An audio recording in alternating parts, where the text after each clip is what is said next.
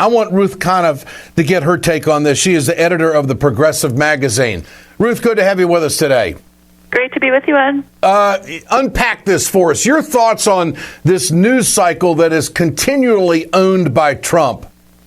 Well, it's fascinating to watch, really, because the Republican Party is paralyzed by Trump. And there's a big article in the New York Times this morning about basically Senator Lindsey Graham, other Senate leaders, and all of these advisors and other politicians who speak anonymously saying, oh, my God, this guy is going to cost the Republican Party not just the White House, potentially, but the Senate, because he is going to so completely galvanize every uninterested voter who might not be as excited as they were when Obama after 2008, when Obama got out all these new voters, but minorities, women, everybody that Trump targets and smears is going to come out in droves to vote the Republican Party out of office. And this is the Republican Party itself that's really worried about this. So there's now behind the scenes this campaign to try to take Trump down. And what they can't figure out is how do they do it without making him stronger?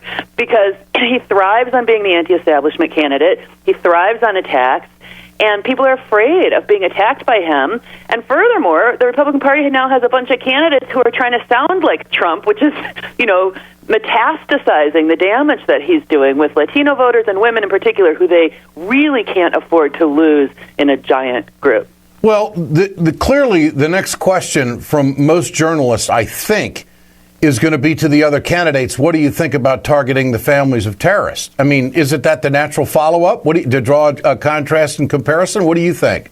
I think that the other candidates are likely to go along with that idea because, look, this is the party that has drummed up so much hatred of abortion clinics, Planned Parenthood, doctors, that they have pushed us over the edge in this country. They have been flirting with extreme, violent nastiness here at home. Talking about people in other countries is nothing compared to that. So I think this is another example of Trump pushing the party in a direction that is really dangerous. And it's dangerous not just to the ultimate fate of the Republican Party, but really to our country. It's a very, very crude and vicious, nasty politics. And of course it catches on. There's a real potential for stirring up the crazy in this country, and it's dangerous. We've seen it before. Ruth Conniff with us, editor of the Progressive magazine. What about Rudy Giuliani? This has been a story that's now in its second week about what Trump said, what Muslims were doing in New Jersey when we got hit on 9/11. Does Rudy Giuliani give Trump a credible exit from this controversy?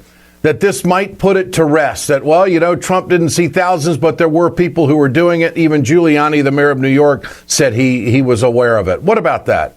Well, first of all, I think it's a great news week for Giuliani anytime he gets to talk about 9/11 again. I mean, you remember his presidential campaign when it was the only thing that he ever talked about, sort of destroying the good feeling that was left over from his leadership right after 9/11 by just cashing in on that. I don't think Trump minds the controversy. Trump is all about controversy. He's the Ann Coulter of the Republican field. So this is, not, I don't think, important to rescue Trump.